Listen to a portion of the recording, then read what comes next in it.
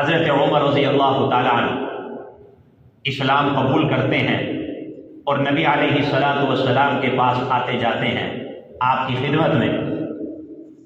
ایک دن جب نماز کا وقت ہوا اور نماز وہاں پڑھنے لگے تو حضرت عمر کہنے لگے یا رسول اللہ السنا بالحق، یا رسول اللہ کیا ہم حق پر نہیں ہیں؟ کیا ایمان حق پر نہیں ہے؟ کیا آپ اللہ کے برحق نبی نہیں ہیں؟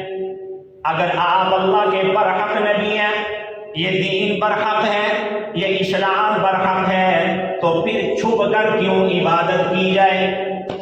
یا رسول اللہ چھپ کر عبادت نہیں کریں گے۔ آپ نے فرمایا عمر میرا جی بھی چاہتا ہے کہ کعبۃ اللہ میں جا کر نماز ادا کی جائے، لیکن ہم تھوڑے ہیں، وہ ظلم کریں گے، تنگ کریں گے، ہم جو تھوڑے لوگ ہیں برداشت نہیں کر سکیں گے۔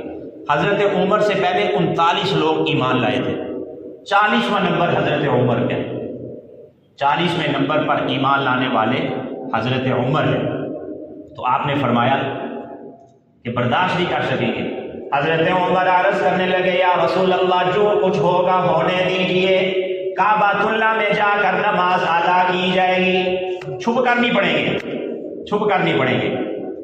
حضرت حمزہ بھی جو بڑے پہلوان تھے وہ بھی اسلام لے آئے تھے، ایک طرف حضرت حمزہ تھے، دوسری طرف حضرت عمر ہیں، اور بڑے پروٹوکول کے ساتھ بڑی شان کے ساتھ کعبۃ اللہ گئے ہیں اور وہاں جا کر اعلانیہ طور پر نماز ادا کی ہے حضرت عمر رضی اللہ تعالیٰ عنہ کے قبول اسلام کے بعد۔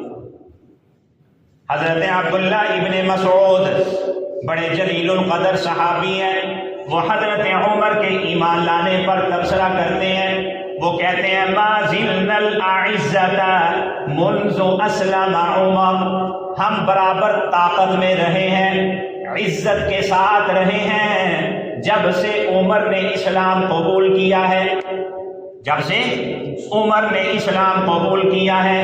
ہماری حالت تو یہ تھی وَلَقَدْ رَأَيْتُنَا وَمَا نَسْتَطِيعُ أَن نَّطُوفَ بِالْبَيْتِ وَنُصَلِّي، ہم بیت اللہ کا طواف بھی نہیں کر سکتے تھے، کعبۃ اللہ میں نماز بھی نہیں پڑھ سکتے تھے۔ فَلَمَّا أَسْلَمَ، جب حضرت عمر اسلام لے آتے ہیں، قَاتَلَهُمْ، عمر ان سے قتال کرتا ہے، جھڑپیں کرتا ہے، حَتَّى تَرَكُونَا فَصَلَّيْنَا، یہاں تک کہ مکہ والوں نے ہمیں چھوڑ دیا اور ہم بیت اللہ جا کر عرض اعلان نمازیں ادا کرنے لگے۔ یہ حضرت عمر رضی اللہ تعالیٰ عنہ کا قبول اسلام پر حضرت ابن مسعود کا تبصرہ ہے۔